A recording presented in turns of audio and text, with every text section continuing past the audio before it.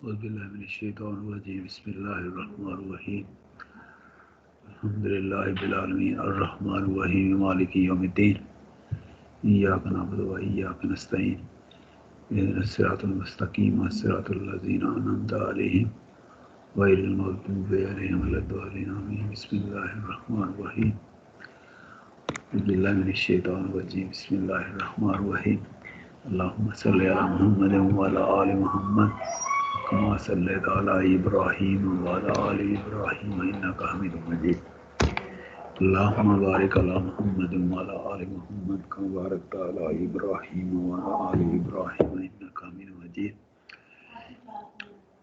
सुब्हान रब्बिका रब्बिल इज़्ज़ति अम्मा यसिफून व सलामुन अलल मुरसलीन वल्हम्दुलिल्लाहि रब्बिल आलमीन रब्बि इश्रह ली सदरी व यस्सिर ली अमरी वहलुल उक़दतम मिन लिसानी यफ़क़हू क़ौली रब्बना हब लना मिन अज़वाजिना व ज़ुर्रिय्यतिना क़ुर्रता अयुनिन वजअलना लिल-मुत्तक़ीना इमामा अल्लाहुम्मा इन्नी अला ज़िक्रिका व शुक्रिका व हुस्नि इबादतिक सुब्हान रब्बिका रब्बिल इज़्ज़ति अम्मा यसिफून व सलामुन अलल मुरसलीन वल्हम्दुलिल्लाहि रब्बिल आलमीन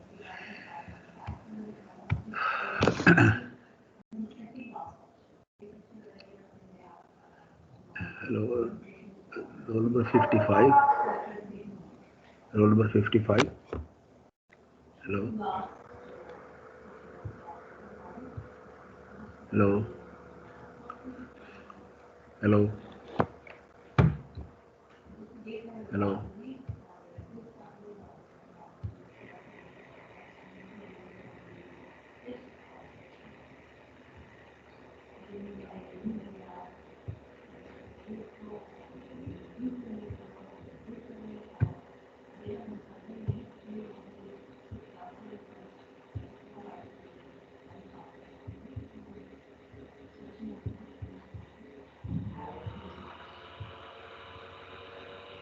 No, सल्लल्लाहु अलैहि वसल्लम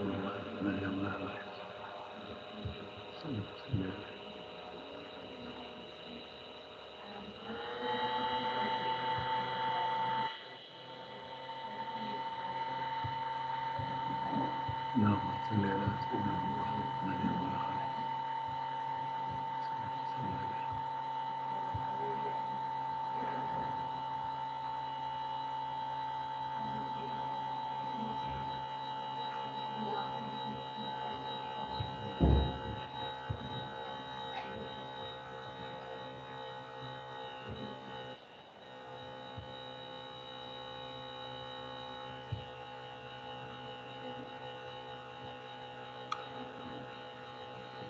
सल्लल्लाहु अलैहि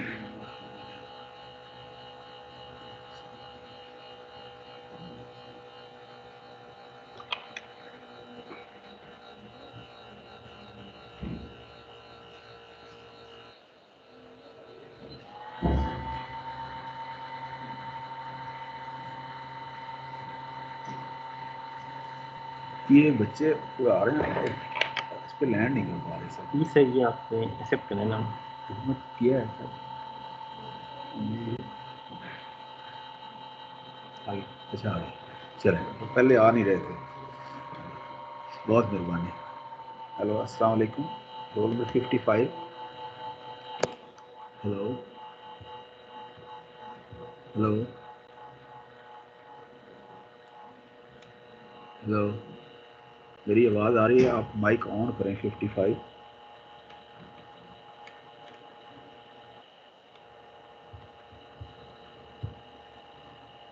हेलो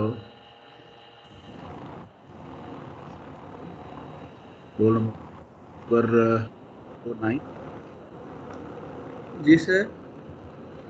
क्या हाल है आपका नाम क्या है बेटा फहद। अच्छा फहद साहब ये जो है ना मैं आपको फिर इसमें ना वो अगर मैं इसको अटेंडी बना दूं सर एक बात बताएं, ये नया बनवाया है इन्होंने यूनिवर्सिटी वालों ने या वही वाला है पुराना आपको?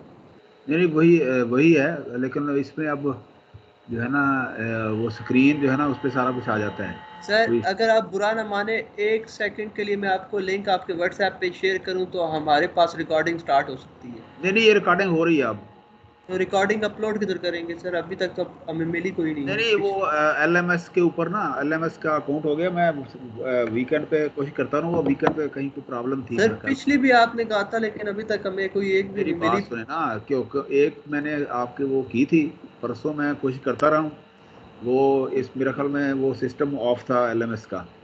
अभी आज मैं यहाँ से ना कुछ करके जाऊँगा, कुछ ना कुछ डाउनलोड यहाँ पे ना आपके रख के जाऊँगा जो मेरे पास अवेलेबल हैं, ठीक है ना। तो बाकी मैं PDF रख PPT रख रहा हूँ, क्योंकि पहले तो रिकॉर्डिंग नहीं होती। जो रिकॉर्डिंग मेरे पास है वो आज मैं कोशिश करता हूँ रखता हूँ, ठीक है ना। एक मैंने रखी थी, आपके CR साहब ने, इरफान साहब ने उसको वेरीफाई भी कर लिया था, क्योंकि ये मेरा क्रिएट ही लेट हुआ है। अब मैं सर इसमें सर इसलिए कह रहा हूँ ना सर, मैं सिर्फ लिंक भेजूंगा रिकॉर्डिंग नहीं जिधर नहीं, से लिंक रिकॉर्डिंग हो रही है। देखिए ना, आप उसके अगला बीच के में यू आर आएंगे। Recording, you are recording this meeting, be sure to let everyone know that they are. ये सारा सारा इसमें ना अब हो गया है। तो इसमें थोड़ा सा प्रॉब्लम था, अब वो रिजॉल्व हो गया है। अब मैं स्क्रीन शेयर करता हूँ तो देखे ना, आपके पास ये है ना, ये मेरा आ रहा है लेक्चर, ये आपके पास आ रही है स्क्रीन मेरी। हेलो, मुझे इंश्योर करें कि मेरे पास आपके पास मेरी ये स्क्रीन जो है शेयर हो रही है कि नहीं।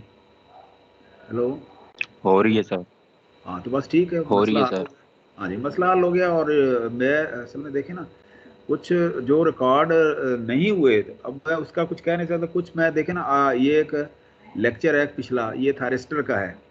मैंने सोचा आज मैं यहाँ से इसकी रिकॉर्डिंग खुद करके आप लोगों को यहाँ से भेज दूँ। ये पिछले लेक्चर्स में ये है, ठीक है ना। पिछले लेक्चर में ये मैंने आपको कहीं इससे मिलते जुलते डिलीवर किया है, लेकिन ये इसमें कुछ ज़्यादा इन्फॉर्मेशन थी। तो मेरी कोशिश है कि आज मैं ना इसको अपने तौर पे यहाँ से वीडियो रिकॉर्डिंग करके आप लोगों को ये भिजवा दूँ, ताकि आप इसको पिछले लेक्चरों के साथ जो है ना इसको आप देख लें। तो आज का लेक्चर वैसे ही ये हो रहा है, तो इसलिए परेशानी वाली बात ही कोई नहीं है। और दूसरा ये है कि वो असल में स्क्रीन शेयरिंग का जो फीचर था उसका मुझे पता नहीं था। तो अब आहिस्ता आहिस्ता एजुकेट होता है बंदा, तो वो अब हो गया है, तो अब कोई परेशानी नहीं है, ठीक है ना, सारा कुछ चल रहा है। तो इसके अलावा जो है ना, जो आप जो जो चीज़ें जो है ना आप मुझसे मांगते जाएंगे, मैं आपको देता जाऊंगा। मैं जो पढ़ाया है वो आज मैं कोशिश करता हूँ 2 दिन में, मैं कोशिश करता हूँ 2 दिन क्या, आज मैं ना 3 बजे तक इधर ही हूँ।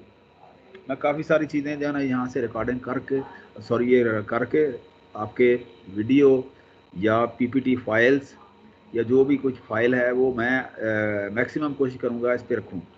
उसमें थोड़ा सा ये था कि LMS के अंदर ना कुछ कोई 2-3 चीज़ें थी कि जी वो वीक जो है ना कोई उसके अंदर क्रिएट करने वाले थे पहले लेक्चरों पे, वो वीक मुझसे हो नहीं रहे थे। तो क्योंकि मैं इसके ऊपर नया था, तो आज यहाँ से थोड़ी सी हेल्प भी लूँगा इनसे कि आप जो पिछले वीक्स इसके अंदर वो नज़र नहीं आ रहे, तो वीक वो कैसे इसके अंदर ऐड करने हैं। तो ये इस तरह की छोटी छोटी चीज़ें हैं। तो इंशाल्लाह ताला आज मैं कोशिश कर लूँगा। तो इसमें आप इसी लिंक पे रहें, ये ऑफिशियल लिंक है मुझे जो प्रोवाइड किया है इन्होंने, और यहाँ से ये किया है इसके ऊपर, बल्कि इसके ऊपर जो है ना रिकॉर्डिंग भी हो गई।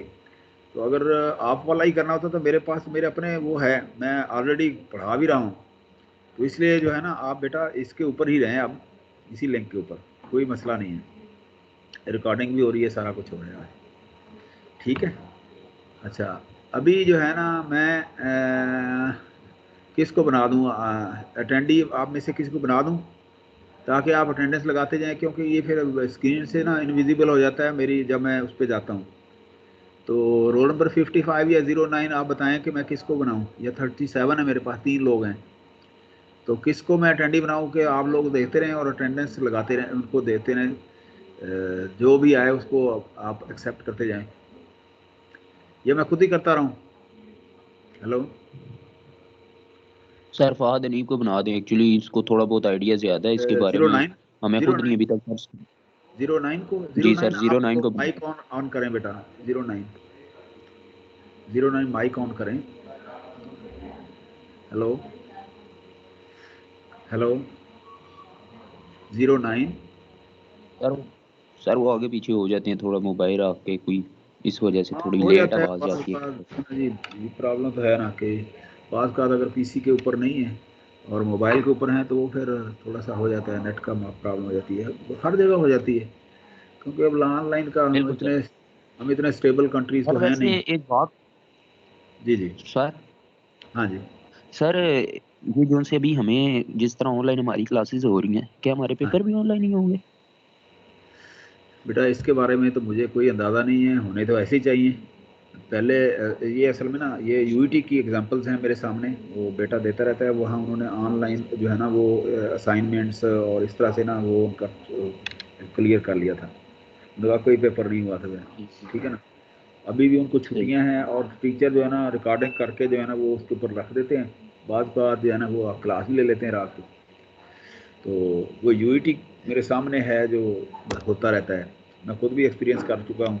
क्योंकि सर एक्चुअली लास्ट टाइम भी इस यूनिवर्सिटी में, हमारी यूनिवर्सिटी में भी इसी तरह हुआ था कि असाइनमेंटें तो के कुछ देखें, बात पता मार्क्स क्या, का। अब मुझे जो यूईटी के डीन साहब के थ्रू जो मुझे इतला मिली है ना कि जी जनवरी तक तो ये बंद है, पूरी जनवरी बंद है। जी सर उसके बिल्कुल। बाद चूंकि सर्दियां हैं ना, तो कोरोना जो है ना वो एक तो कोरोना है, दूसरा ये पॉलिटिकल रीज़न भी ये कुछ हो सकती है। तो वो कह रहे हैं कि जी यस सर। शायद फरवरी में भी बंद रहें यूनिवर्सिटियाँ, और ये मार्च में ही खुलेंगी। तो अब इतना अरसा देखें ना, आपकी यूनिवर्सिटी एंड हो जाएगी, क्लासें सेमेस्टर एंड हो जाएगा जनवरी में। जनवरी की कोई मतलब ना कहीं पर किस तारीख को ये सेमेस्टर आपका ऑफ हो रहा है? सर ये वैसे हमारा अगर कोरोना ना हो, ऑनलाइन पेपर हो, यूनिवर्सिटी में पेपर हो, तो वैसे हमारा मतलब कि 15-16 तक हमारे फाइनल हो जाते हैं। उसके अच्छा बाद हमें चलें, 2 हफ्ते की ऑफ देते हैं जिसमें। हाँ चलें, इसका मतलब ये पूरा जनवरी है, तो इसका मतलब ये है कि जनवरी में ये मुश्किल है कि ये खुले। तो इसलिए मेरा ख्याल में ये पॉलिसी होगी कि यूनिवर्सिटी की जो जो मैनेजमेंट है वो इसके ऊपर डिसाइड करेगी जी कि सर। जी पेपर कैसे होने चाहिए। अब वो हम जैसे लोग वैसे हम तो पॉलिसी से वैसे ही बाहर हैं विजिटिंग वाले, तो एचओडी साहब से डिस्कशन होती रहती है, वो भी कुछ इसके ऊपर साइलेंट ही रहते हैं। इसलिए ये जो है ना, ये जो रजिस्ट्रार और कंट्रोलर और इस तरह के जो जो स्ट्रेटेजिक मैनेजमेंट होती है, तो वो डिसीजन लेती है इस तरह के। जी फैकल्टी लेवल पे ये डिसीजन नहीं बिल्कुल होते, सर। ठीक है ना। तो ठीक सर ठीक। वो दूसरा ये है कि फाउंडेशन यूनिवर्सिटी के कई कैंपस हैं, तो इसलिए वो जो है ना वो फिर उनकी कोशिश होती है कि जी वो एक ही डिसीजन यूनानी मसली जो है ना वो कर लें। तो इसलिए अब मुझे इसके बारे में इतना अंदाज़ा नहीं है बेटा, ठीक है ना। जी ठीक है सर। Thank you. इसलिए थैंक यू। अच्छा मुझे बताएं कि किसको करें फिर अटेंडिंग, या मैं खुद ही देखता रहूं। 09 आप आ गए online? 09 roll number 09 055 mic on करें। 055 अच्छा 39 39 39। जी सर। हाँ हाँ जी, क्या क्या नाम है बेटा आपका? मोहम्मद तला मसूद। तला मसूद। अच्छा तो वो आपको मैं बना दूं इसके ऊपर, आप अटेंडेंस लगाते जाएंगे, बच्चों की ऐड करते जाएंगे। 39 सर किसी और को बना दें। है जी, किसको रोल नंबर? मैं वो किसी और को बना दें। किसी 09 को मैं ऑनलाइन लेने की कोशिश कर रहा हूँ। 09 जो है ना वो मेरे ख्याल में वो मोबाइल रख के कहीं दूर चले गए हैं। सर मुझे बना देना, देखता रहूंगा। अच्छा चलें 37। सर यूं जय सर 037 यूं टाइम ज़ाया हाँ होता हाँ रहेगा। बेटा, टाइम ज़ाया हो रहा है ना हमारा, इसलिए मैं इसलिए कह रहा जी सर। हूँ। मेक प्रेजेंटर, आप बस बेटा ये करते जाएं तो मैं फिर वहाँ ठीक पर है सर। करते रहेंगे। अच्छा ये ओके सर। एक एक लेक्चर जो है ना, ये जो है ना थर्सडे वाला, आज मैं कोशिश करूँगा इसको मैं यहाँ से ना रिकॉर्ड कर दूँ, ठीक है ना जी। बाकी भी जो आप कहेंगे मैं रिकॉर्ड कर दूँगा, तो डालता जाऊँगा, लेकिन ये है कि ये जो है ना आज मैं करके जाऊँगा इंशाल्लाह, ठीक है ना। काफ़ी और भी मैं लोड कर दूँगा, पीपीटी फाइल भी कर दूँगा। अच्छा आज का जो लेक्चर है ना जनाब, ये है कि टाइप्स ऑफ रेक्टिफायर। रेक्टिफायर जो है ना, रेक्टिफायर का मतलब ये है कि जो आपकी वेव को जो है ना जी करेगा, उसको मतलब ना उसको कन्वर्ट करेगा कि ये प्रोसेस जो है ना, आपकी आपकी जो जो जो आपकी वेव है उसको चेंज करने का, उसको कन्वर्ट करने का from one mode to the other mode, it is called rectification. Rectification वैसे भी होता है कि फॉल्ट निकालना, रेक्टिफाई करना, फॉल्ट रेक्टिफाई हो गया। तो इसका मतलब ये है कि जो एसी अल्टरनेटिंग करंट जो आपकी अगर कोई है ना वेव इस तरह की, तो उसको वो डायरेक्ट करंट डीसी के अंदर, मतलब जस्ट लाइक अ बैटरी, वो उसके अंदर कन्वर्ट कर देगा। तो इसको कहते हैं रेक्टिफायर।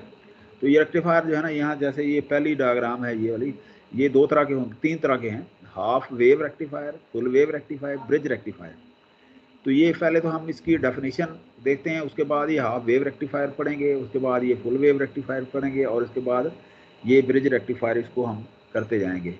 अच्छा जी, rectifier is an electrical device that converts alternating AC current which periodically reverses the direction to direct current which flows in one direction only। मतलब देखिए ना, अगर ये है ना हाफ इसका जो है यहाँ पर ये पल्स है, हाफ पल्स, तो इसमें ये एक्चुअली ये ट्रांसफार्मर, वैसे ये रिकमेंडेड नहीं होता कि आप ट्रांसफार्मर, हैवी ट्रांसफार्मर की डिवाइस के अंदर लगा लें। ये कप इसके अंदर चूँकि कार्बन होता है, काफ़ी वजनी होता है, इसलिए थोड़ा सा अवॉइड करते हैं। लेकिन फिर भी चूँकि हम तो ये पढ़ रहे हैं यहाँ पर, तो यहाँ पर ये ट्रांसफार्मर, ये प्राइमरी है, सेकेंडरी है। प्राइमरी साइड पे ये एसी है, अल्टरनेटिव इनपुट है, अल्टरनेटिव करंट एसी का। तो यहाँ ये जो है ना दरमियान में ये मैग्नेटिज्म के लिए ये प्लेट्स हैं, और ये सेकेंडरी है। सेकेंडरी में भी यहाँ पर ये टैप करके ना, सेंटर टैप करके, यदि सेकेंडरी 1 सेकेंडरी 2 करके आप इस साइड पे एक डायोड लगा दें, तो डायोड का काम होता है स्विचिंग करना। मतलब ना डायोड का देखना, ये this is anode and this is cathode.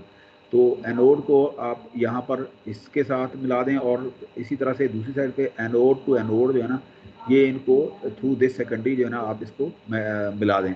और ये कैथोड जो है ना दूसरी साइड पे क्या करेगा, यहाँ दरम्यान में ये लोड लगा दें। लोड कोई भी चीज़ है जो आपकी चल रही है, डीसी पे चल रही है, जो आप बैटरी पे चला रहे हैं, लेकिन अब आप उसको एसी के ऊपर कर रहे हैं।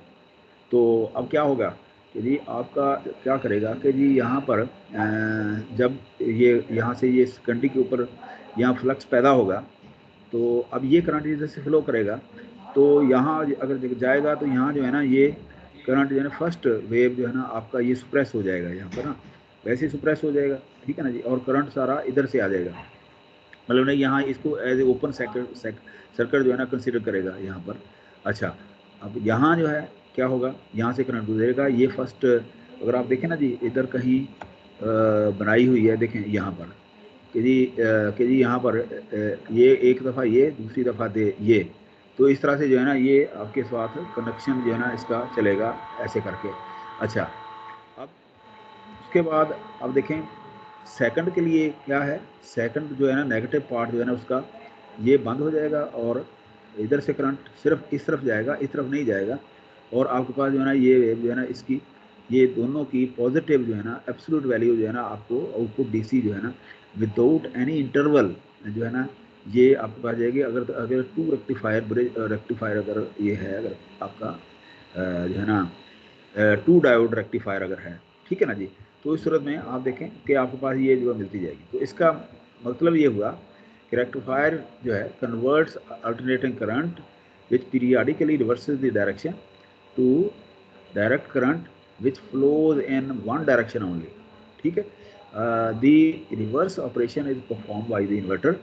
The process is known as rectification since it straightens the direction of the current, ठीक है ना जी। तो ये इस तरह से आप देखें कि आपका जो रेक्टिफायर है उसका काम भी यही है कि वो एसी को डीसी के अंदर जो है ना कन्वर्ट कर देता है थ्रू रेक्टिफायर, ठीक है ना जी, थ्रू। तो इस तरह के सर्किट ब्रिज रेक्टिफायर हैं, दूसरे सर्किट रेक्टिफायर हैं, ये हम आगे इसकी डेफिनेशन और इसकी एनालिसिस जो है ना वो हम आगे देखते रहेंगे। अच्छा, अब मैं इसमें सबसे पहले जो है ना हाफ वेव रेक्टिफायर, जैसे हमने फर्स्ट स्लाइड में देखा, तो हाफ वेव में आप एक डायोड लगाते हैं, ठीक है ना जी। अब देखें ना हाफ वेव में क्या होगा कि एक जो पल्स है ये पॉजिटिव वाली, तो ये इसके अंदर आएगी और करंट जो है ना इसी डायरेक्शन में फ्लो करेगा। जब ये आएगी नेगेटिव साइड, तो वहाँ यहाँ जो है ना ये ज़ीरो, क्रॉसिंग की बजाय ये ज़ीरो हो जाएगा।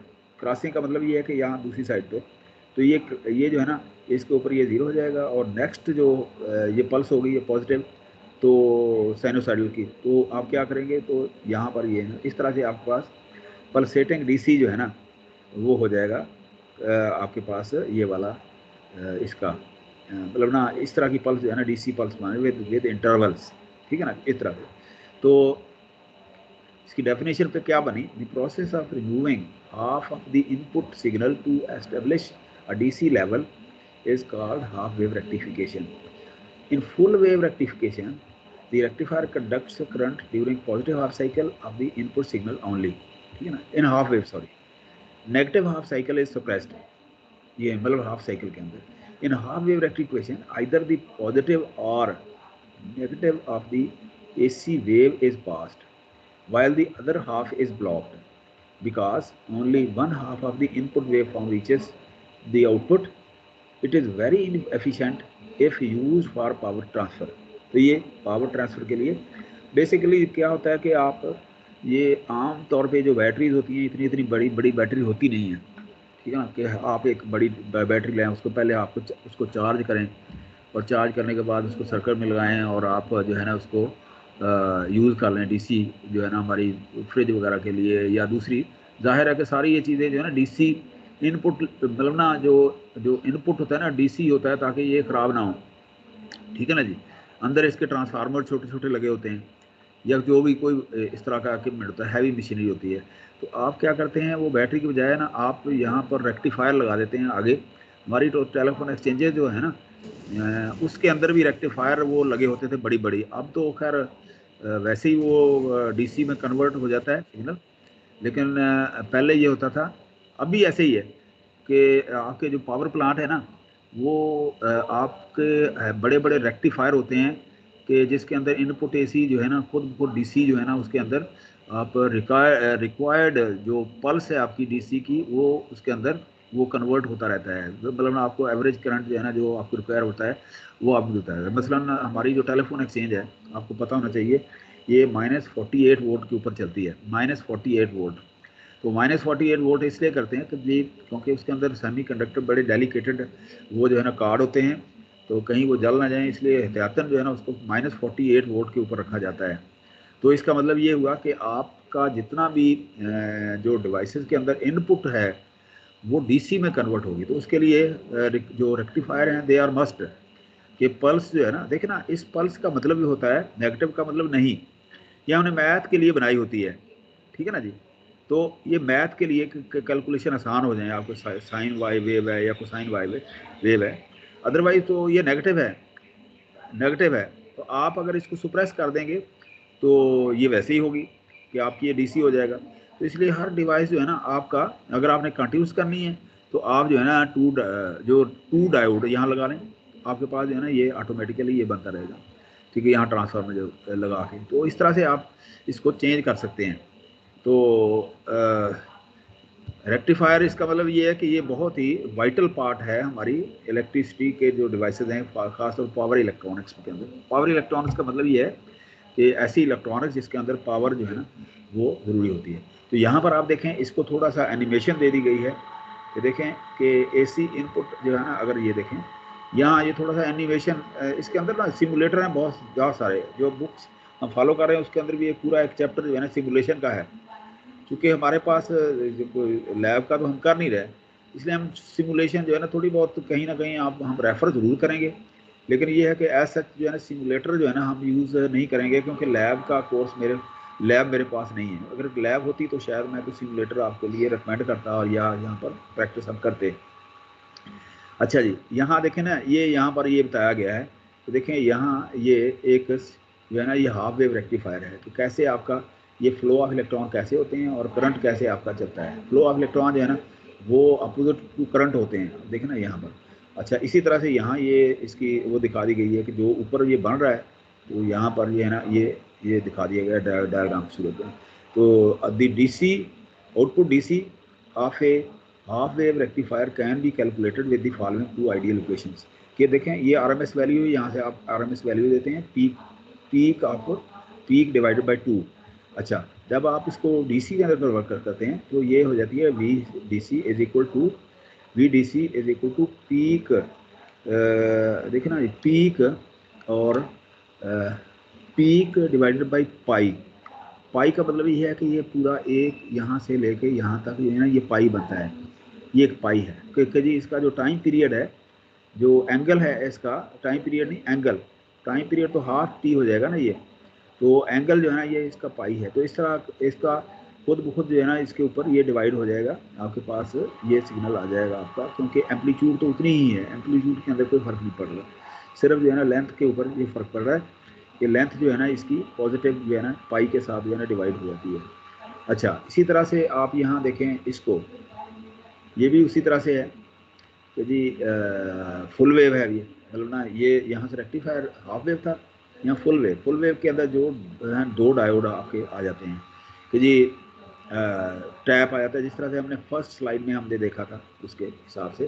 So for a single phase AC if transformer is centre tap, then two diode back to back, that is anode to anode or cathode to cathode, can form a full wave rectifier। देखना ये anode to anode है और इधर cathode to cathode है, तो आपके पास एक देखना एक सर्किट जो है ना बनता है ऐसे, फिर दूसरा सर्किट बनता है ऐसे। तो ये अगर आप इसकी बजाय ना, अगर आप देखें ना, ये हमने पहली जो थी ना ये वाली, सॉरी ये जो है ना ये वाले, ये बेसिकली डायग्राम जो है ना ये जो पहले हम डिस्कस कर चुके हैं, यही जो है ना वो फुल वेव रेक्टिफायर की डायग्राम है। यहाँ पर हम उसको दोबारा से हम यहाँ पर देख रहे हैं कि ये फुल वेव डायग्राम का मतलब ये है कि जो नेगेटिव पल्स का पार्ट है वो भी ऊपर चला जाता है जब आपका ये सेंटर टैप का सेकंड डायोड जो है ना वो चलता है इसका। तो full wave rectifier use transformer and 2 diode. अच्छा, ये थोड़ा सा एनिमेटेड है। In a circuit with a non-center tap transformer, 4 diodes are required instead of the one needed for half wave rectifier। ठीक है ना जी, ये इस तरह से आपकी देखिए ना, ये हाफ ये वाला ये हो गया और दूसरा ये हो गया, तो इस तरह से आपके पास ये ट्रांसफॉर्मर। अच्छा, इसी तरह से आप देखें, इसको दूसरे एंगल से मैंने यहाँ शो किया है कि यहाँ अगर आप इसको यहाँ देखें कि जी यहाँ पर ये जो है इनपुट AC, यहाँ हाफ टैप है A B C, और अब यहाँ देखें कि ये इवन हाफ साइकिल प्लस ये वाला ये आ गया। Current flows when D1 conducts, और ऑड वन हाफ साइकिल वो इसके थ्रू जाएगा, और ये current flows when D2 conducts. तो इस तरह से आपके पास जो है ना ये V मैक्सिमम जो है ना आपके पास आ जाएगी। तो ये मैं इसलिए करता हूँ ये सारे नज़र आ जाए, अदरवाइज जो है ना फुल इसके अंदर जो आती नहीं। अब यहाँ देखें कि जी बाज़ औक़ात ये होता है ना कि आपका यहाँ 0.63 लिखा होता है, तो 0.63 कैसे आता है? तो देखें ये जो है ना वे मैक्सिमम हाफ है ना, इसका हाफ मतलब ना ये डबल है ना, मैक्सिमम एक का ये दूसरा डबल हो गया ना, तो 2V मैक्सिमम डिवाइडेड बाई ये जो है ना पाई, या आप कह लें कि V max divided by pi by 2 का मतलब ये है कि आपने एक जो है ना जी एक रिपल जो है ना, एक जो है ना ये पल्स जो है ना ये आपने करनी है। तो अमूमन यहाँ लिखा होता है 0.63 V मैक्सिमम, मतलब DC जो है ना, तो DC RMS का 0.63 जो है ना वो वैल्यू होती है, या आप इसको मैक्सिमम वैल्यू की, ठीक है ना जी, ये मैक्सिमम ये वाली है, ठीक है ना। अगर आप देखें ना जी मैक्सिमम ये होती है, और RMS जो है ना यहाँ कहीं होती है, इधर वो 0.7 जो है ना 0.707 होती है, ठीक है ना। और एवरेज जो है ना यहाँ होती है, तो ये देखें ये एवरेज जो है ना ये 0.63 ये ले रहा है इस तरह से, और उसके बाद 0.7 RMS ये ले रहा है। तो इस तरह से आपके पास DC वैल्यू जो है ना आपके पास इतनी आ जाती है जब वो कन्वर्ट करता है इसको, ठीक है ना। अच्छा, इसी तरह से ये थोड़ा सा एनिमेटेड पार्ट है। ये मैंने कहा ना कि जी ये जो बुक हम फॉलो करें ना उसका चैप्टर नंबर 6 है गालबन, वो सारी की सारी सिमुलेशन बेस्ड हैं ये कैलकुलेशंस। तो देखेंगे अगर कोई कुछ हमें कुछ ज़्यादा मुश्किल ना लगा आप लोगों के लिए, तो हम कोई सिमुलेटर का रेफरेंस हम देंगे, अदरवाइज़ हम ऐसे ही इसको पढ़ेंगे। लेकिन ये है कि सिमुलेटर जो है ना, आप देखें ये है यहाँ पर ये जो है ना जी इसका RMS वैल्यू जो है ना, RMS का मतलब ये इसकी शेप ऐसे है, लेकिन वो डीसी में कैसे कन्वर्ट कर रहा है, ऐसे कर रहा है, ये ब्लू वाला इस तरह से आप अब देखें ना, आउटपुट आपके पास ये आ जाएगा। So the average and root mean square output voltages of ideal phase wave rectifier can be calculated as this one। अब देखें ना यहाँ पर आपके पास ये वैल्यू आ गई कि जी V D C is equal to V average is equal to 2 pi 2 P V P over pi. ये जो पिछली स्लाइड वाला ही मामला है। तो R M S with V over, यहाँ फिर ये नीचे नज़र नहीं आता ना, V R M S is equal to V P over 2 under root. तो इस तरह से आपके पास जो है ना डीसी वैल्यू और ये आरएमएस वैल्यू जो है ना इस तरह से आपके पास निकल आती है, इस तरह से, ठीक है। अच्छा, इसी तरह से इसको और आप देख लें कि यहाँ पर फिर वो एसी है कि जी अगर आप इसको ब्रिज की सूरत में अगर लगाते हैं, ब्रिज की सूरत में, तो ब्रिज की सूरत में देखें ना जी एक डायोड पेयर ये है, दूसरा डायोड पेयर ये है, एक डायोड पेयर ये, एक दफ़ा जो है ना एक डायोड पेयर जो है ना देखें ना अब ये चलता है, फिर उसके बाद ये दूसरा चलता है। तो इस तरह से आपके पास जो है ना खुद ब खुद जो है ना सर्किट कंप्लीट होता है इस तरह से।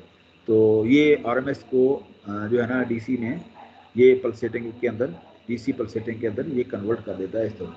सो the average current in AC source is zero in, ये ना जीरो हो गया ना एवरेज कि जी ये प्लस ये, ठीक है ना, ये दोनों प्रेस हो जाएंगे तो आपस में कैंसिल आउट हो जाएंगे, इस तरह ये कैंसिल हो जाएंगे। सो एवरेज, अगर आप एवरेज की बात करें, the average current in AC source is zero in full wave rectifier, thus avoiding problem associated with non-zero average source currents, particularly in transformer, ठीक है। अच्छा, the output of the full wave rectifier has inherently less ripple than the half wave rectifier। और ripple का मतलब होता है ये कि ये रिपल क्या होते हैं बेसिक। इसकी रिपल की एग्जांपल मैं आपको ये देता हूँ कि आप किसी पॉन्ड के अंदर कहीं की तालाब में आप पत्थर फेंकते हैं ना, तो वो जो वेव जो बाहर की तरफ निकल होती हैं, जो प्रेशर, मतलब दो तरह की ये होती हैं, एक वेव जो है ना पीछे को प्रेशर डाल रही होती है, एक आगे को डाल रही होती है। उसके मैं इसकी एग्जांपल ये देता हूँ कि फर्ज करें मैं कोई बॉल फेंकता हूँ, मैं बॉल आपको आगे की तरफ फेंकता हूँ, हाथ मेरे आगे को मूव कर रहे होते हैं, लेकिन जो पाँव हैं मेरे वो पीछे को प्रेशर डाल रहे होते हैं, पीछे को पाँव देखे ना, पाँव पीछे को जोर लगा रहे हैं अर्थ के ऊपर, और हाथ जो है ना आगे को जोर लगा रहे थे। तो इसका मतलब ये है कि दो फोर्सेस एट ए टाइम जो है ना वो काम कर रही होती हैं।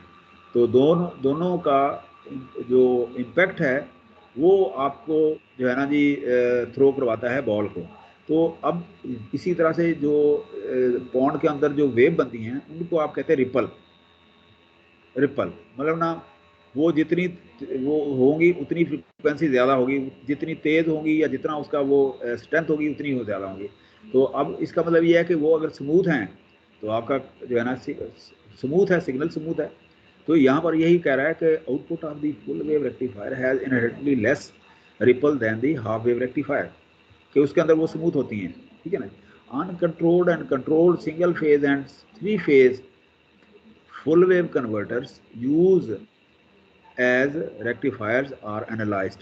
ये अनकंट्रोल और कंट्रोल का भी आगे जाके हम ये बाइफरकेट कर लेंगे कि अनकंट्रोल्ड रेक्टिफायर क्या होते हैं और कंट्रोल रेक्टिफायर क्या है। तो आज थोड़ा सा कंट्रोल को हम देखेंगे, पढ़ेंगे कि क्या है अनकंट्रोल। अच्छा, ये आप देखें कि line frequency diode rectifier, line frequency AC to uncontrolled DC. तो हम यहाँ कंट्रोल करेंगे। ये आपकी बुक जो है ना 5 चैप्टर हमने ना इसको यहाँ से वो फॉलो किया है, ताकि वो आप साथ साथ थ्योरी जो है ना या जो भी चीज़ें हैं आप उसको भी देखते रहें। So in most power electronics application the power input is in the form of 50 और 60 hertz sine wave as a wave AC voltage provided by electric utility that is first converted to DC। के पाकिस्तान के अंदर जो है ना 50 hertz है, और UK या अमेरिका के अंदर ना 60 हर्ट्ज है। तो ये होती साइन वेव है, ठीक है ना। तो इलेक्ट्रिक यूटिलिटी क्या है, जो आप मतलब आपके जो डिवाइसेस हैं, फ्रिज हैं या कोई मशीनरी है, वो यूटिलिटी कहलाती है जहाँ यूज़ हो रही है इलेक्ट्रिसिटी, ठीक है ना जी। तो that is first converter to ये डीसी वोल्टेज कि जी जहाँ भी मैंने जैसे टेलीफोन एक्सचेंज का आपको जिक्र किया, अगर क्लास चल रही होती ना, अगर क्लास चल रही होती, मैं पीटीसीएल से परमिशन लेके आप लोगों को तो किसी टेलीफोन एक्सचेंज के अंदर जो है ना आपको मिलवा सकता था, कोई टेलीफोन एक्सचेंज का विजिट करा सकता था। लेकिन अब चूँकि कोरोना है, कोरोना की वजह से जो है ना आपको कुछ भी नहीं हो सकता। मैं इधर करीबी सदर में आपके लिए पीटीसीएल से अलाउ करवा सकता था, मैं आपको विजिट करा देता टेलीफोन एक्सचेंज का, लेकिन अब चूँकि है नहीं तो इसलिए सॉरी, ठीक है ना जी। लेकिन ये है कि मैं आपको ये बता रहा हूँ कि जी rectifier is the vital part of every electrical utility, ठीक है ना जी। तो उसमें टेलीफोन एक्सचेंज दिए ना इलेक्ट्रिकल इंजीनियर या टेलीकॉम इंजीनियर, तो the best example telephone exchange होती है। तो उसके अंदर बड़े बड़े रेक्टिफायर होते हैं। मैंने वहाँ पर TCL के वो जो लैब बनवाई है वहाँ पर रेक्टिफायर जो है ना इन्होंने जाके लगाए हैं, वो मैं स्टूडेंट्स को वहाँ दिखाता रहता था। तो रेक्टिफायर जो है ना वो तकरीबन देखो 50 लाख का एक रेक्टिफायर है वो जो वहाँ पर लगा है, इन्होंने फ्री में दिया है साथ में, ठीक है। अच्छा, increasingly the trend is to use the inexpensive rectifiers with diodes to convert the input AC into DC in an uncontrolled manner using हाँ जी जी जी बेटा। तो ये दो लड़कियां वो कह रहे हैं ऐड करें 037 और 020। एक मिनट, आप ऐड आप नहीं कर पा रहे, ये मैं कर रहा हूँ 020, हाँ 57 और 20 ये मैंने कर दिया बेटा। वो असल में ना ये मैंने बनाया था 37 को, 37 ऑनलाइन नहीं है, 37 को मैंने एडमिनिस्ट्रेटर बनाया था। तो काफी देर पहले आए थे, लेकिन अच्छा घर में अब शायद चले आ गए हूँ। अच्छा चलें 09 भी वो ऑफ हैं। 09 आप बात कर रहे हैं, 09 माइक ऑन करें 09। अब ये अलमिया है ना हमारा बेटा, अब देखें ना मैं एज ए टीचर मैं 8 बजे यहाँ पहुँच गया था और 7:15 बजे तकरीबन जो है ना वो लैब खुली है, मैं इसके अंदर आके ऑन हो गया। तो अब अगर आप भी एक्टिव हों, नहाएं धोएं, तो आप कपड़े शपड़े चेंज करें, फ्रेश होके आप यूनिवर्सिटी आएँ तो आप बड़े एक्टिव होते हैं। लेकिन मेरा एक्सपीरियंस है घर में वो वैसे भी बंदा क्या करे, आप आधे उठे होते हैं आधे जागे, ठीक है यार अटेंडेंस लग जाएगी, आप ऑनलाइन हो जाओ, हो के बाद देखा जाएगा, ठीक है ना जी, सेल्स हो गए तो ये प्रॉब्लम है हमारा। अब इस गवर्नमेंट को सोचना चाहिए, इन लोगों को सोचना चाहिए, यूनिवर्सिटियों को सोचना चाहिए कि यार ये हम क्या डिलीवर कर रहे हैं, तो हम जो है ना हम क्या अपनी आने वाली यंग जनरेशन को क्या देंगे। मतलब छोड़ दें फीसों को, छोड़ दें सारी कुछ। अब थोड़ा सा पेट्रियाटिक जो है ना, अगर आप थोड़ा सा हो जाएं कि यार कल को अल्लाह के यहाँ हमने जवाब देना है कि आप अपने आने वाली नस्लों को क्या दे के आए हैं, ठीक है ना जी।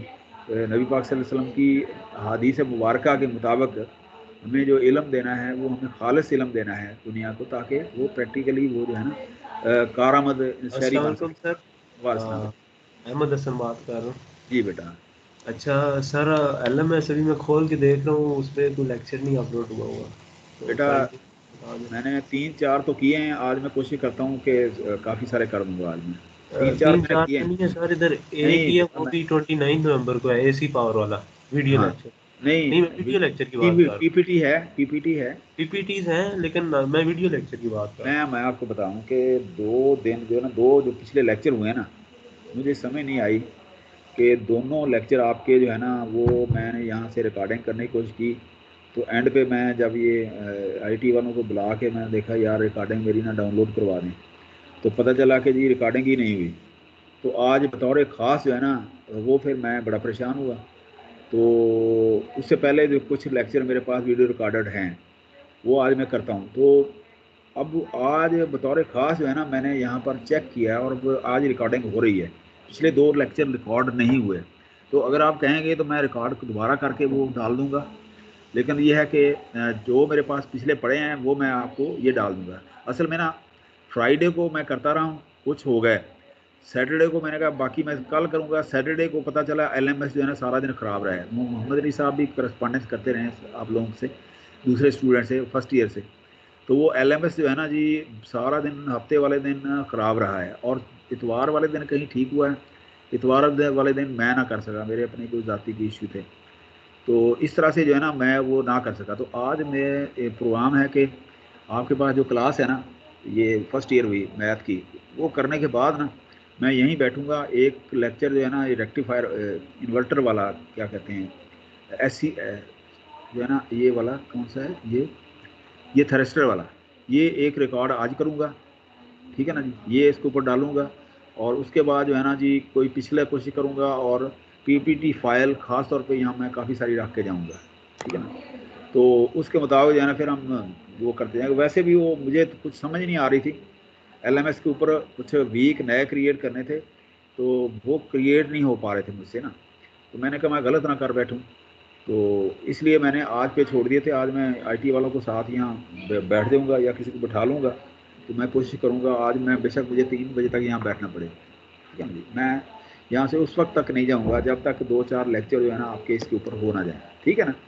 बाकी इसी हफ्ते कोशिश करके वो रख देता हूँ मैं इंशाल्लाह ताला।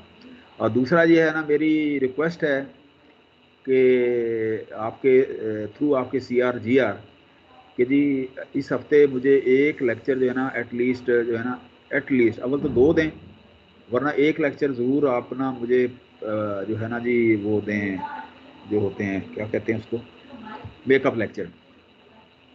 तो आप डिसाइड कर लें। तो बेशक आज अगर आपके पास टाइम है 2 बजे 2:30 बजे 3 बजे हम दोबारा लेक्चर कर लेते हैं अगर आप समझते हैं, या फिर कल का कुछ कर लें टाइम। तो इसलिए बेटा ये ना मुझे आप थोड़ा सा ना ये दें ताकि हम ना कोर्स जितना भी है अकॉर्डिंग टू हमारे करिकुलम हम उसको पूरा कर लें। वो बाद का मसला है कि पेपर कैसा होगा कैसे होगा, और मैं और आप इधर ही हैं, इंशाल्लाह ताला आपको परेशान नहीं होने दूंगा मैं, ठीक है ना जी। मेरा प्रॉमिस है, जो मैं पढ़ाऊँगा उसी में से आएगा, कोई ख़ास वो दूसरा कोई चेंज नहीं होगी, ठीक है ना जी। तो ना मैंने मिड में ऐसे किया है, ठीक है ना। मेरी आदत ही नहीं है कि मैं अपने स्टूडेंट को ख़राब करूँ, लेकिन ये है कि बेटा कोर्स कवर करना जो है ना टीचर की रिस्पॉन्सिबिलिटी में आ जाता है। तो इसलिए आज आप लोग डिसाइड कर लें, आप जो है ना ये खान साहब या आपकी जो GR साहब हैं, आप उनसे डिस्कस करके काइंडली मुझे ना यहीं होते हुए ही मुझे आप इन्फॉर्म करें कि आप मेकअप लेक्चर जो है ना मुझे कब जो है ना वो ज्वाइन कर रहे हैं।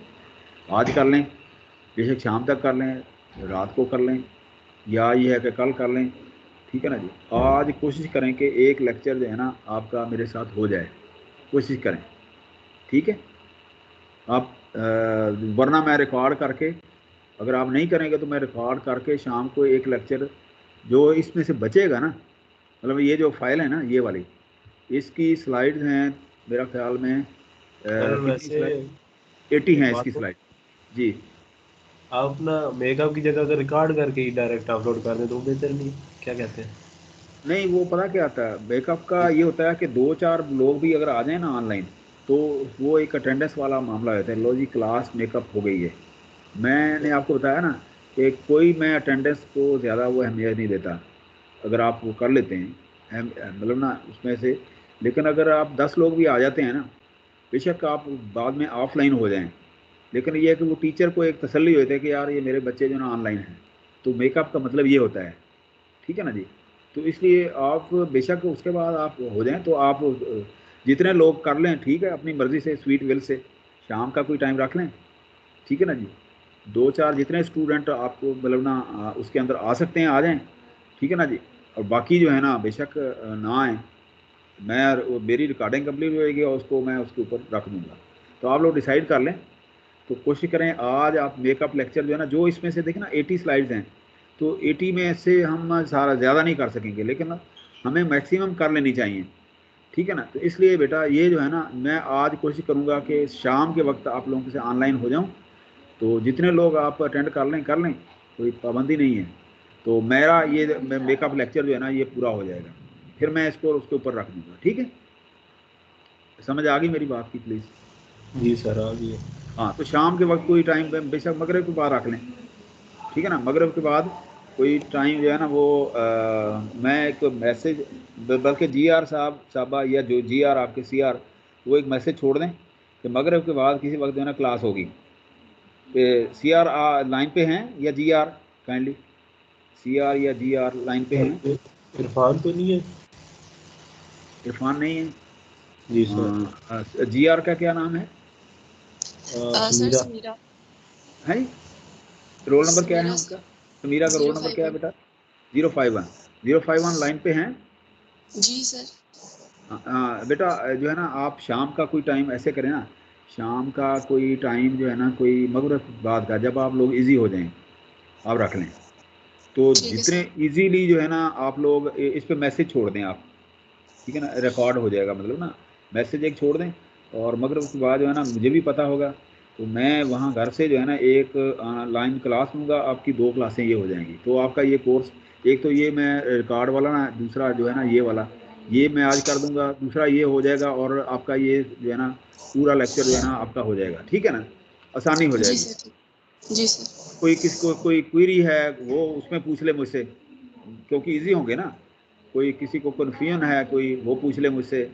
तो कोई ज़रूरी नहीं है कि कितनी देर लगेगा या कितना होगा। इस तरह से आपको शाम का कोई बेटा कोई मगरिब के बाद का कोई टाइम रख के ना आप मैसेज जो है ना छोड़ दें, 6 बजे का रख दें, 5:30 का रख दें, ठीक है। उस टाइम पे मैं फिर ऑनलाइन हो जाऊँगा आप लोगों से। अच्छा जी, यहाँ हाँ ठीक है बेटा, ये बड़ी कोऑपरेशन होगी बेटा आपकी। अच्छा, अब यहाँ increasingly the trend is to use inexpensive rectifier with diodes to convert the input AC into DC in an uncontrolled manner। ये जो uncontrolled पढ़ रहे हैं ना, uncontrolled का मतलब ये होता है कि आप उसका कंट्रोल नहीं है आपके पास, कि आप इसको ना डेफिनेट नहीं कर रहे। तो यहाँ देखें ना, आपने एक कैपेसिटर लगा दिया। कैपेसिटर क्या करेगा, जब आपका एक स्पेसिफिक रेटिंग से ज़्यादा जहाँ पर करंट गुजरेगा, तो ये यहाँ पर जो पोटेंशियल डिफरेंस स्टैब्लिश हो गया वो उसको रोक देगा, ठीक है ना जी, वो उसको रोक देगा। तो इस तरह से आप उसको यूज़ कर रहे हैं यहाँ पर अनकंट्रोल के तौर पे। अच्छा, the increasingly in trend is use inexpensive rectifier with diode, ठीक है ना जी, to convert the input AC into DC in uncontrolled manner using rectifier with diode as illustrated by block diagram। देखें ना यहाँ पर। अच्छा, अब इसको अगर आप देखें ना जी, यहाँ पर ये डायग्राम जो है ना जी, यहाँ ये दोबारा से इस तरह से बनेगी। यहाँ जो है ना AC मतलब ना, हमने कैपेसिटर तो वैसे लगा लिया ना, तो अगर आप देखें डायग्राम ऐसे बनेगी। अगर आपके पास लोड है रेजिस्टिव, तो आपका सर्किट बनेगा इस तरह का, ठीक है ना जी, ये आपके पास।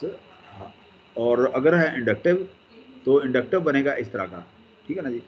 तो इंडक्टिव कैसे बनेगा, और इसी तरह से कैपेसिटर जो है ना, वो वाला कैपेसिटर तो इसके अंदर है ही नहीं। कैपेसिटर इसलिए होता है कि आप कोई सप्रेस करना चाहें कि एक ख़ास रेटिंग से ज़्यादा अगर आप उसके अंदर से आप ना गुजारना चाहें, तो आप कैपेसिटर जो है ना इसके अंदर लगा देते हैं।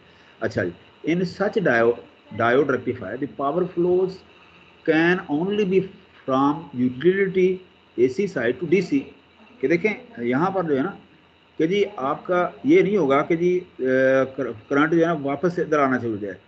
होता है ना कि जी आपकी स्टैंडिंग वेव होती है ना ये, कि जी आपकी इनपुट वेव इस तरह से आउटपुट लोड अगर ज़्यादा ऑब्जर्व नहीं कर रहा तो वहाँ पर वापस सोर्स की तरफ आ जाती है। लेकिन नहीं, इसके अंदर सिर्फ एक ही साइड पे करंट जो है ना वो जाएगा, क्योंकि एक ही साइड का मतलब क्या है कि ये DC करंट होगा, AC नहीं होगा, ठीक है ना, ये DC होगा, ठीक है ना। तो आपका एक ही साइड के ऊपर जाएगा, दूसरी साइड पे अगर जाएगा तो ये कैपेसिटर जो है ना उसको सुप्रेस कर देगा। अच्छा, इसीलिए डायोड लगाए जाते हैं इसके अंदर, रेक्टिफायर के अंदर, ठीक है ना। A majority of power electronics application such as switching DC power supplies, AC motor drives, DC servo drives and so on use such uncontrolled rectifiers. कि जी इस तरह के डिवाइसेस के अंदर जो है ना अनकंट्रोल्ड रेक्टिफायर लगाए जाते हैं, कि जी एक ही डायोड लगाते हैं या लोड लगाते हैं, और उसके अंदर जो है ना एक ही साइड पे जा रहा होता है, और उसको फिर जो है ना आप अनकंट्रोल्ड जो है ना सिंगल डायरेक्शन कर लें या डबल कर लें, या मतलब ना ये होगा आपका uncontrolled. In most of these application the rectifiers are supplied directly from utility source without a 60 hertz transformer. कि हम जिस तरह से मैंने पहले 1-2 स्लाइड के दौरान कहा कि हम अमूमन हमारी कोशिश होती है कि ये हम अवॉइड करें ये ट्रांसफार्मर, कि जी ट्रांसफार्मर जो है ना वो हैवी होता है, ठीक है ना। The avoidance of this costly and bulky 60 Hz transformer is important in most modern power electronics system। कि देखें ना, ये मोबाइल है आपका, पहले मोबाइल अगर आपने देखे होंगे ना शुरू में जो नोकिया शोकिया के वो होते थे ना, वो एनालॉग, वो 2-2 किलो के वो वजनी होते थे, काफ़ी। अब ये देखें इसके अंदर जो है ना, अगर बैटरी भी है तो छोटी सी बैटरी है, ये बल्कि नहीं रहा, तो इसका बिल्कुल ईजी है। तो इसका मतलब ये है कि इसके अंदर जो हैवी ट्रांसफार्मर जो है ना, उसको उन्होंने रिप्लेस कर दिया है चिप के साथ, ठीक है ना जी। तो इस तरह से कोई रेक्टिफायर लगा के उन्होंने ये डायोड शायड लगा के ऐसा सर्किट बनाया कि उसके अंदर जो है ना वो पावर जो है ना मैनी टाइम जो है ना वो कन्वर्ट हो रही है डीसी में। तो आपका ये ट्रांसफार्मर जो है ना इसके अंदर हैवी जो है ना वो बच गया, वो नहीं लगाया जाता। The DC output voltage of a rectifier should be as free ripple free as possible, कि रिपल उसके अंदर कम से कम हो। Therefore a large capacitor is connected as a filter on DC side, कि जी वो फिल्टर के तौर पे ये लगाते हैं इसको, ठीक है। अच्छा जी, this capacitor gets charge to a value close to the peak of an AC input voltage. ये मैं अगर सवाल आएगा ना तो मैं उसमें यही कहूँगा कि अनकंट्रोल्ड रेक्टिफायर के अंदर आप कैपेसिटर क्यों लगाते हैं। तो आप कहें कि जी ठीक है जी, ये अवॉइड करने के लिए कि जी आप हैवी, एक तो हैवी ट्रांसफार्मर जो है ना बड़े बड़े जो इसकी जिसके अंदर काफ़ी वो प्लेटें जो है तक काफ़ी वजनी होती हैं कि आपका हैंडी हो जाए आपका जो डिवाइस है। दूसरा, इसके अंदर रिपल फ्री होने के लिए आप क्या करते हैं कि आप एक कैपेसिटर लगा देते हैं। तो कैपेसिटर क्या करता है, वो आपकी स्मूथ जो है ना वेव उसको आपके आगे डीसी के बना के भेजता है। तो अगर आपके बहुत ज़्यादा जर्क आता है तो वो कैपेसिटर जो है ना उसको वहीं सप्रेस कर देता है, ठीक है ना। ये एज ए फिल्टर काम करता है। अच्छा, as a consequence the current through rectifier is very large near the peak of the 60 hertz input voltage and it does not flow continuously, that is it becomes zero for finite duration during each half cycle of the line frequency।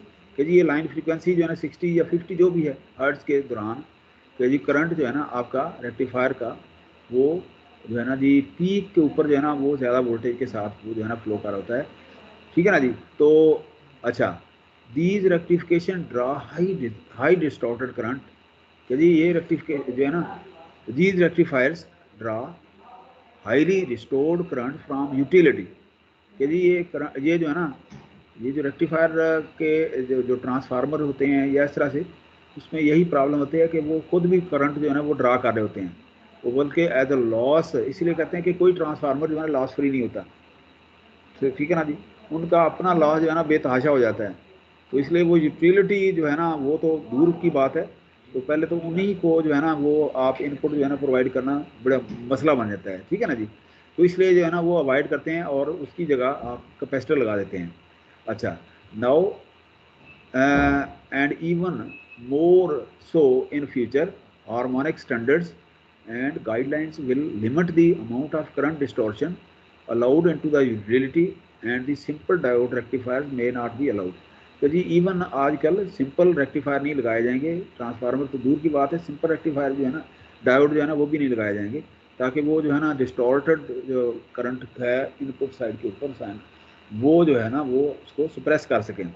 Circuits of a nearly sinusoidal current rectification at unity power factor are achieved for many application, कि अब आप जो है ना power factor unity का मतलब ये है कि सारे का सारा जो है ना वो वाटेज वो आ जाए उसके अंदर VA/I, और सारे का सारा करंट जो है ना जो आप दें वो डिवाइस के अंदर जो है ना कन्वर्ट हो जाए, आपके अंदर कोई रिपल जो है ना वो ना पैदा हो, ताकि वो रिवर्स करंट जो है ना आपका ना हो, और आपका जो डिवाइस है या जो यूटिलिटी आप यूज़ कर रहे हैं तो वो कहीं ऐसे ना हो कि जी रिपल जो है आए और जर्क ऑफ करंट आए और वो जल जाए, ठीक है ना जी।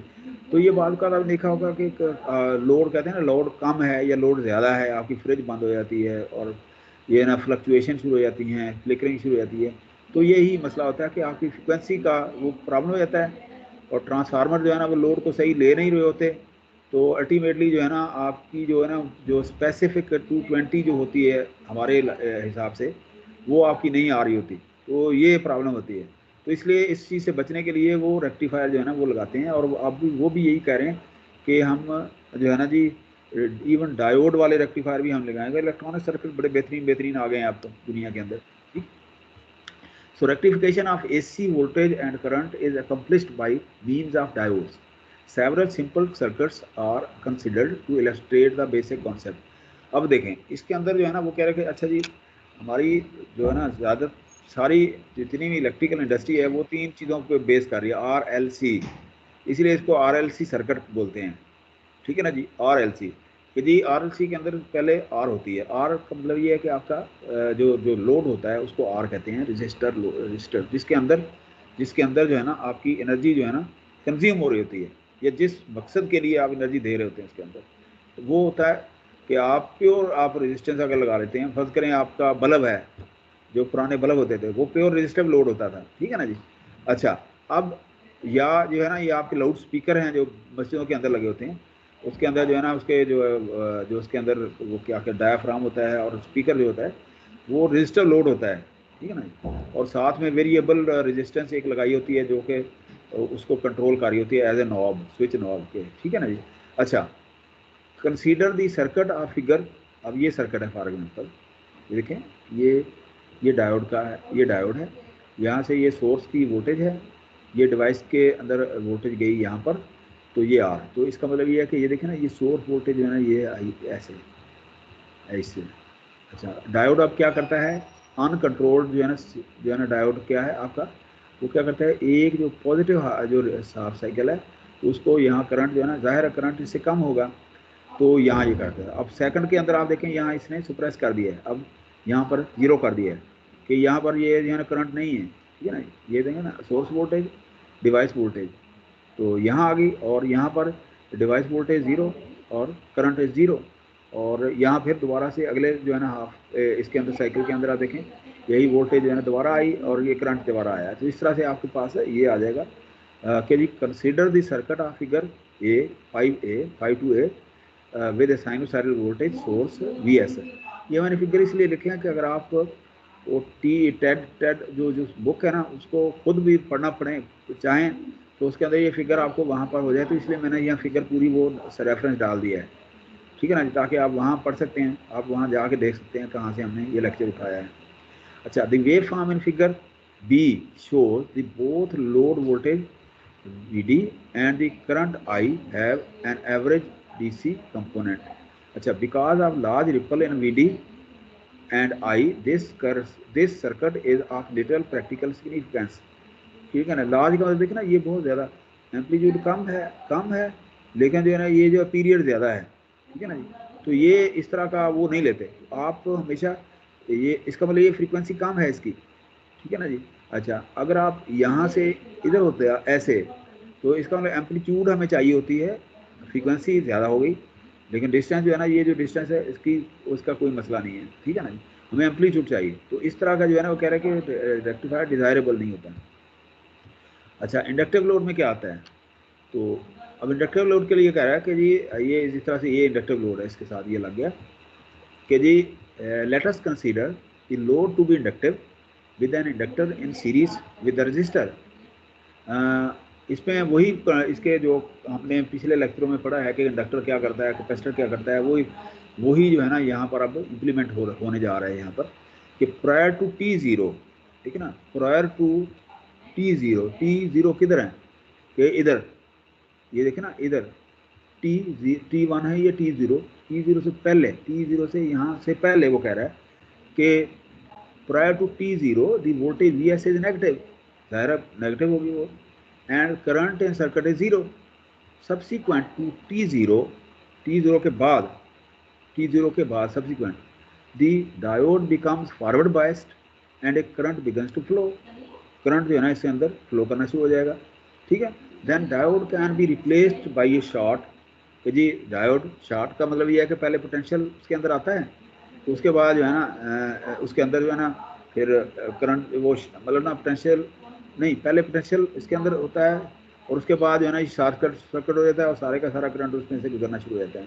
तो अच्छा, जो डायोड का जो करेक्टरिस्टिक है उसकी बात कर रहे हैं, the current in this circuit is governed by the following different equation कि VS is equal to RI plus LDI/dt, कि जी ये करंट जो है ना आप देखना इसके अंदर RI इसके अंदर करंट होगा और इसके अंदर L ये क्या होगा करंट LDI/dt, ये पोटेंशियल है इसके अंदर, ठीक है ना जी। ये वाला करंट क्या होगा, करंट इसके अंदर होगा ये वाला, करंट होगा ये वाला, करंट वाला होगा क्योंकि आप इंटीग्रेट कर रहे हैं ना, इसको इंटीग्रेट करके आपको करंट जो है ना आपको इसको वो ले रहे हैं, तो ये पोटेंशियल इसके अंदर कौन सा होगा, ये वाला, कि जी ये लोड, ये वाटेज, ये रियल लोड है, और ये आपके पास ये आ गया इसका इंडक्टर का मतलब ना इसका पोटेंशियल, ये पोटेंशियल दोनों ऐड करके अकॉर्डिंग इक्वल टू ये सोर्स वोल्टेज के बराबर हो जाते हैं।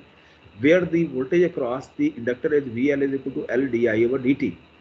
अच्छा, the resulting voltage and current are shown figure 3 B. अब आप देखें यहाँ पर कि जो बात वो पहली स्लाइड में वो कर रहा था कि प्रायर टू T0 आपके पास जो है ना ये जो है ना वोल्टेज नेगेटिव थी और करंट 0 था।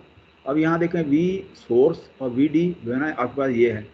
अच्छा, उसके बाद आप यहाँ देखें इसमें अब इंडक्टर देखें क्या करता है। इंडक्टर क्या करता है कि जी आपकी ये जो है ना आपका ये जो है ना इतना यहाँ पर अब चूँकि उसके अंदर एस्टेब्लिश हो गया है पोटेंशियल कंडक्टर के अंदर, सॉरी इंडक्टर के अंदर।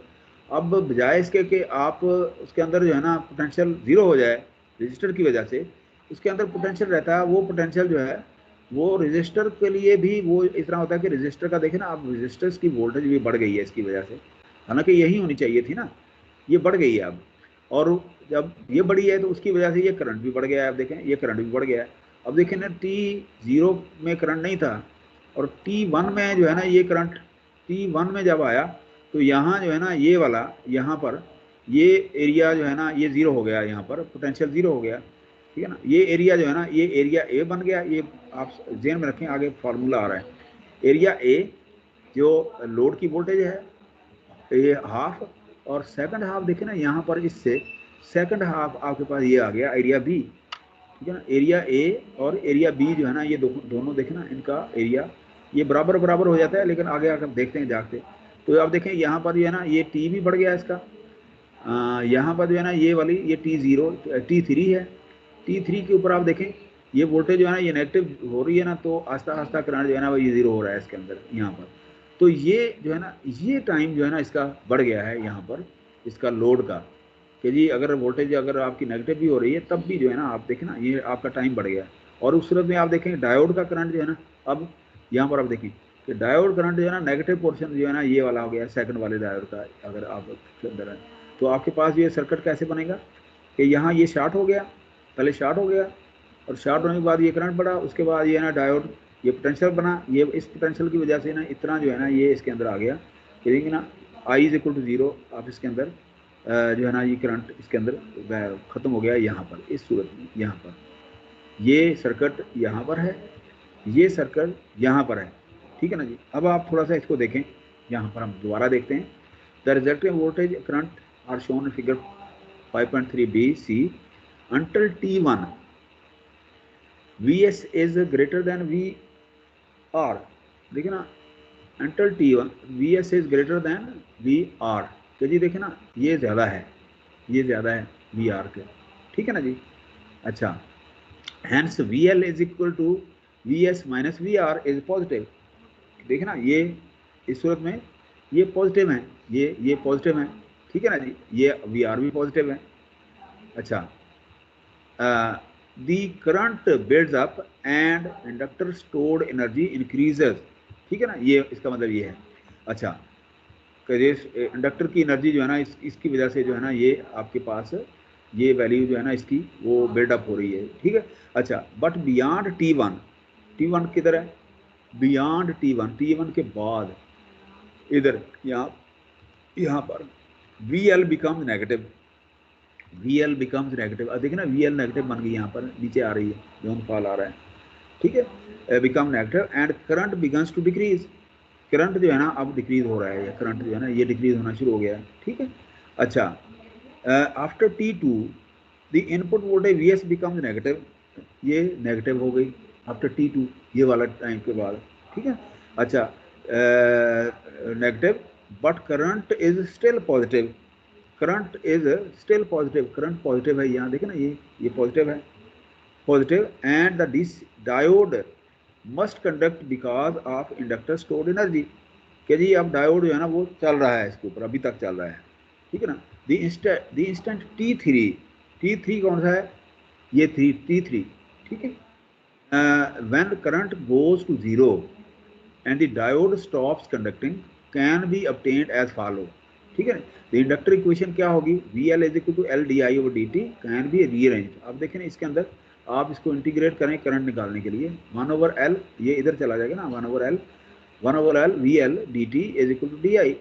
Integrating both side of the above equation become between 0 and T3। 0 and T3 का मतलब ये है कि यहाँ पर अब वो एरिया निकाल रहे हैं ना, एरिया अंडर द कर्व जो है ना वो होता है जो जिसको आप बोलते हैं integrating both. Area under the curve जो है ना, ये जो होती है ना ये वाली, ये basically area under the curve निकाल होते हैं, यहाँ से लेके यहाँ तक, यहाँ से लेके यहाँ तक, T0 to T1, T1 to T3, ये एरिया अंडर द कर्व जो है ना वो निकाल होते हैं आप। ठीक है ना जी, इंटीग्रेशन का मतलब ये होता है। अच्छा, integrating both side of the equation between 0 and T3 and recognising that I, ये कांस्टेंट जो निकलता है इसका ना, इसका जो कांस्टेंट बनेगा आपका कि I ये वाला I0 and IT3 are 0 both 0। ठीक है ना जी। अब ये देखें कि यहाँ पर जो है ना ये वैल्यू जो है ना आपकी ये हो जाएंगी कि ये दोनों 0 हो जाएंगी आप इंटीग्रेट अगर करते हैं। अच्छा, from the above equation we can observe that कि दिस वैल्यू VL dt, अगर आप इसको इंटीग्रेट करेंगे VL को, तो इसके ऊपर जो है ना ये ऑटोमेटिकली जो है ना ये 0 हो जाएगा VL के जी, आपके पास ये वैल्यू 0 हो जाएगी। लेकिन ना इसका मतलब ये देखें नेगेटिव है ये ना, ये VL ये नेगेटिव है, नेगेटिव का मतलब 0 है।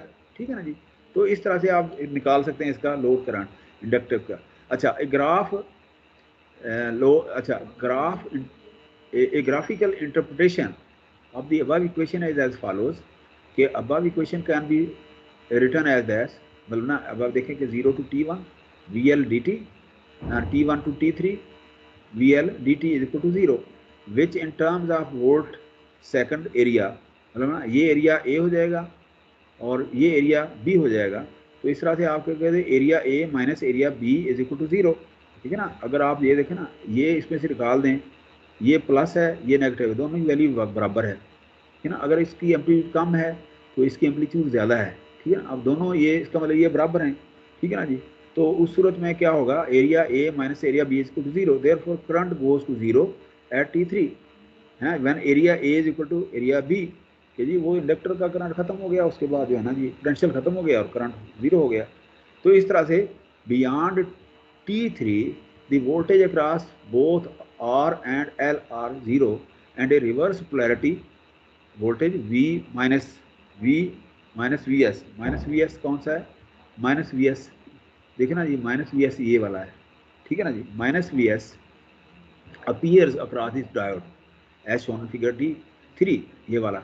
These waveform repeat with the time period t is equal to 1/f। ये जो है ना ये t is equal to 1/f यहाँ तक जो है ना ये देखें ना ये रिपीट कर रही है यहाँ पर t is equal to 1/f एक पीरियड के ऊपर।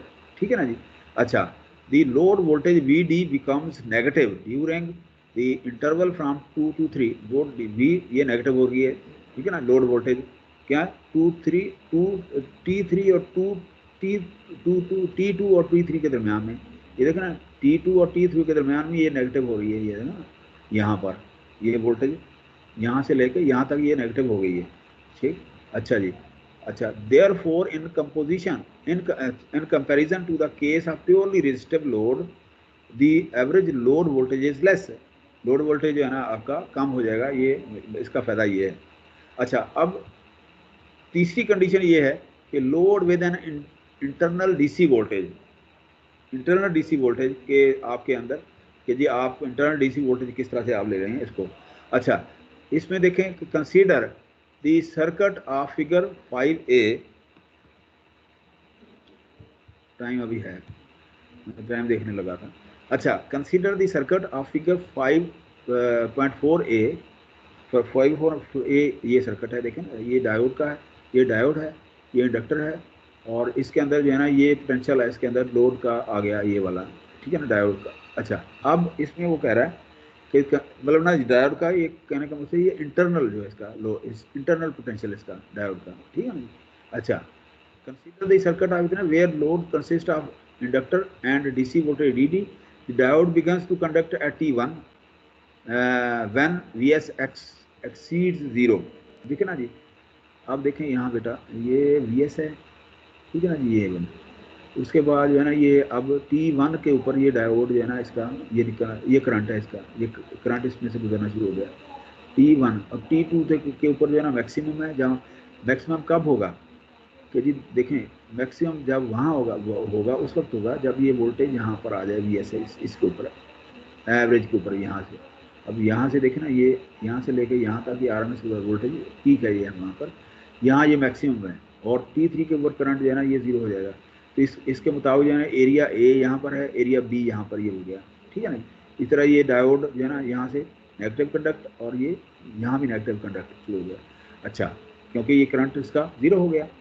अच्छा, अब आप देखते हैं कि diode begins to conduct at T1 when VS exceeds ED, the current reaches its maximum at T2, maximum at T2, ठीक है। T2 के ऊपर करंट जो है ना मैक्सिमम है वो हो जाता है, ठीक है ना।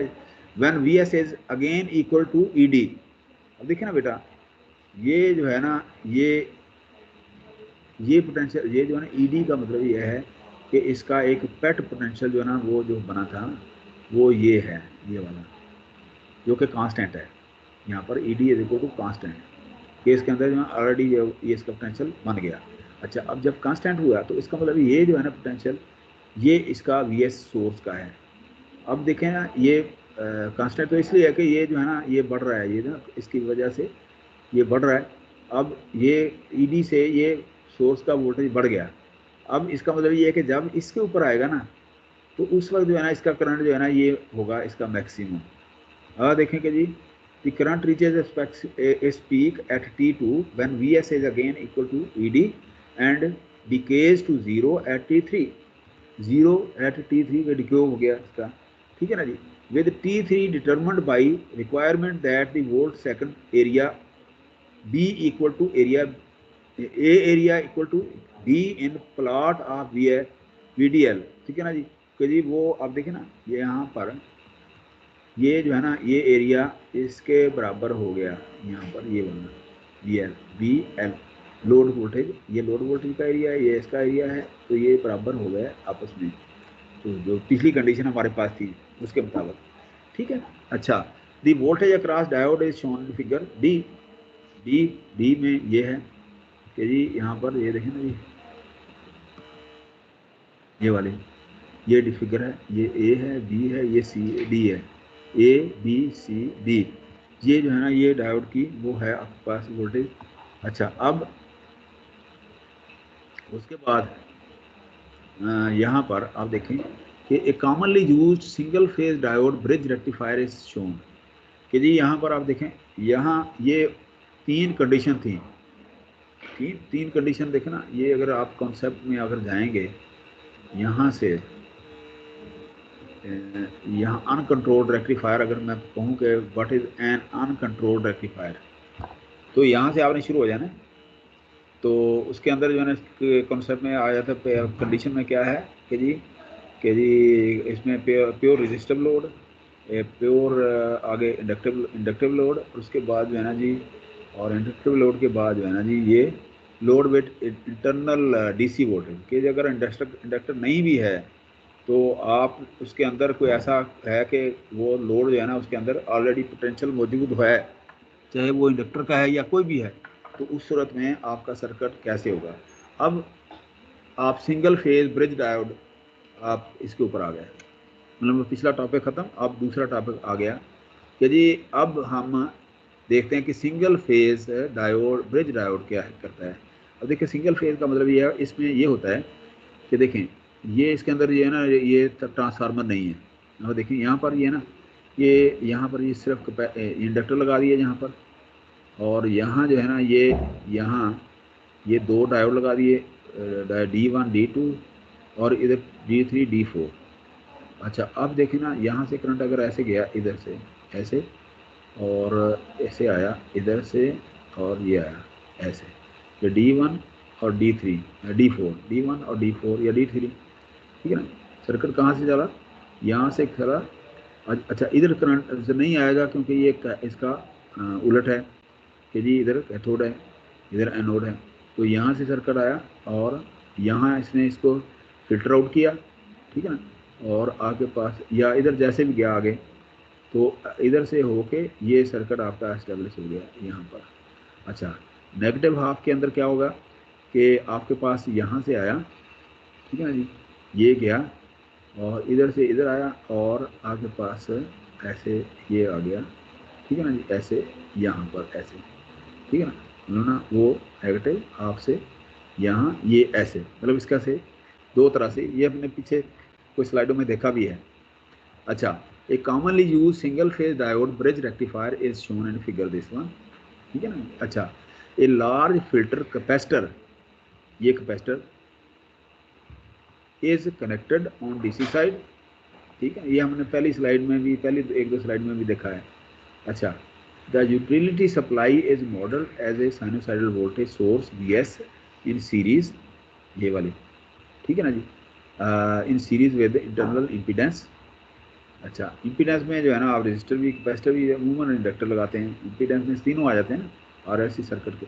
अच्छा, which is practice is primary inductive, which in practice is primarily inductive, therefore it is represented by LS, कि ये अमूमन इंडक्टिव लगाते हैं, ताकि इंडक्टिव इसलिए लगाते हैं ना, ये पिछली 2-3 स्लाइड में हमने यही पढ़ा ना कि इंडक्टिव लोड का मतलब ये है कि उसका वो टाइम जो है ना, करंट का टाइम जो है ना वो बढ़ा देता है, और पोटेंशियल जो है ना अगर नहीं भी है वहाँ पर तो इंटरनल पोटेंशियल है, ये डायोड पोटेंशियल है, वो उसको बंद नहीं होने देगा उसको।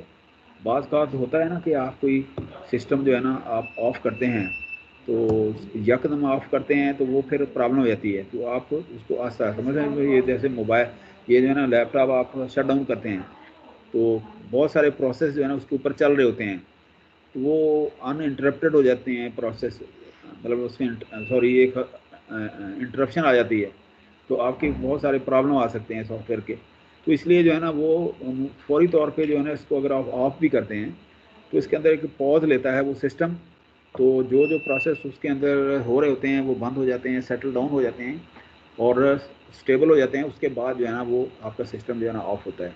इसीलिए ये इंडक्टिव लोड जो है ना रिकमेंडेड है यहाँ पर इसके लिए, क्योंकि आप इमीडिएटली जो है ना आप किसी चीज़ को बंद नहीं करते, क्योंकि आजकल सॉफ्टवेयर बेस्ड सिस्टम है सारे, तो उसको सॉफ्टवेयर को आपको इनिशलाइज करने के लिए जो है ना थोड़ा सा पोटेंशियल उसके अंदर मौजूद होना चाहिए कि जी आप अपनी अपनी जगह पे जो है ना सारे वो चीज़ें आ जाएँ, जो रनिंग प्रोसेस हैं वो बंद हो जाएं, ठीक है ना जी। तो इस तरह से जो है ना सिस्टम जो है ना वो स्मूथली ऑफ हो जाएगा, शट डाउन हो जाएगा।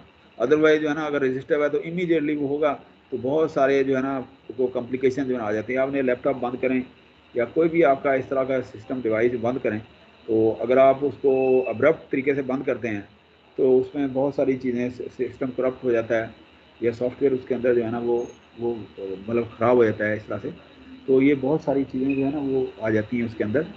तो इसलिए जो है ना आप जो है ना आप इसके अंदर इंडक्टिव लोड जो है ना वो रिकमेंड करते हैं, ठीक है। अच्छा जी, यहाँ पर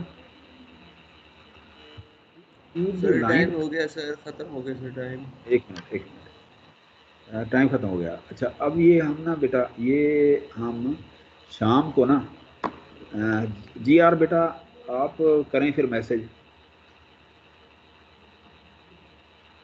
आप करें मैसेज कि जी, या मैं कर दूंगा ये।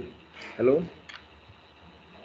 आप सर फ्राइडे हमारा फ्री होता है, फ्राइडे को किसी दिन भी यार फ्राइडे ने आज करें, फ्राइडे को फिर एक और हम कर लेंगे कोई, आज शाम को कोई रख लें, क्योंकि फ्राइडे तो फिर वीकेंड भी होता है और बात काफ़ी प्रॉब्लम होती है। आज मगरिब के बाद मैंने कोई टाइम रख लें, मगरिब के बाद सर टाइम नहीं होगा, पहले रख लें, पहले रख लें सर आप मगरिब के बाद रख लें, बाकी क्लास से डिस्कस कर लेते हैं। बेशक आप रात को 10-11 बजे रख लें। बेटा मैं रात को 2 बजे रख लूँ? नहीं 2 बजे नहीं, आप फिर 2 बजे नहीं बेटा, ये आप फिर ऐसे करें ना 8 बजे रख लें, 8 बजे ठीक है सर। नमाज पढ़ने के बाद ना 8 बजे का ये GR बेटा आप ना ये मैसेज कर दें। हेलो, आप सुन रही हैं बेटा? जी सर, जी। आप मैसेज कर दें, रात को 8 बजे ना हमारी मेकअप क्लास होगी पावर। ये करें मेरे सामने, मैं ना ये देखता हूँ आप इस सर 1 घंटे की होगी ना सर, 1 घंटे की सिर्फ? हाँ मतलब हम जितना भी वो कर सके। अब ये हम बाकी की स्लाइड जो है ना जल्दी जल्दी इसकी कर लेंगे ना, या जितनी भी कर सके हम, ये मतलब ना 26 की हैं और इसके अंदर बाकी जो है ना स्लाइड वो हम वो डायग्राम ज़्यादा है उसके अंदर, वो इतना वो मसला नहीं है। वो हम इसको 2 लेक्चर के अंदर इनको पूरा कर लेंगे, और वो भी मैं फिर आपके साथ वो शेयर कर लूँगा। तो रात को 8 बजे बेटा कर दें आप, ठीक है? तो 8 बजे यहाँ पर आपका मैसेज, यहाँ मैं ना देख के, हाँ ठीक हो गया मेरा बेटा, कि makeup class of power electronics will be held today at 8 PM, ठीक है? तो जितने लोग इसमें आ जाएं, ठीक है, तो मैं वो रिकॉर्डिंग करूँगा और साथ ही इसको लोड कर लूँगा बेटा। बहुत मेहरबानी, this will be A cooperation. Friday को अगर आप कहेंगे तो हम क्लास रख लेंगे, लेकिन फ्राइडे को लोग अमूमन वीकेंड होता है, लोग वो नहीं सर, छोड़े, फ्राइडे को छुट्टी होती है, छुट्टी एंजॉय करते हैं, इसीलिए ना, इसीलिए मैं कह रहा हूँ, ठीक है ना? तो बाकी इंशाल्लाह ताला अल्लाह मियां खैर करे, ठीक है बेटा? थैंक यू वेरी मच, बहुत शुक्रिया, बहुत शुक्रिया। इंशाल्लाह रात को 8 बजे मिलते हैं। बहुत मेहरबानी, थैंक यू, इंशाल्लाह। अल्लाह हाफ़िज़।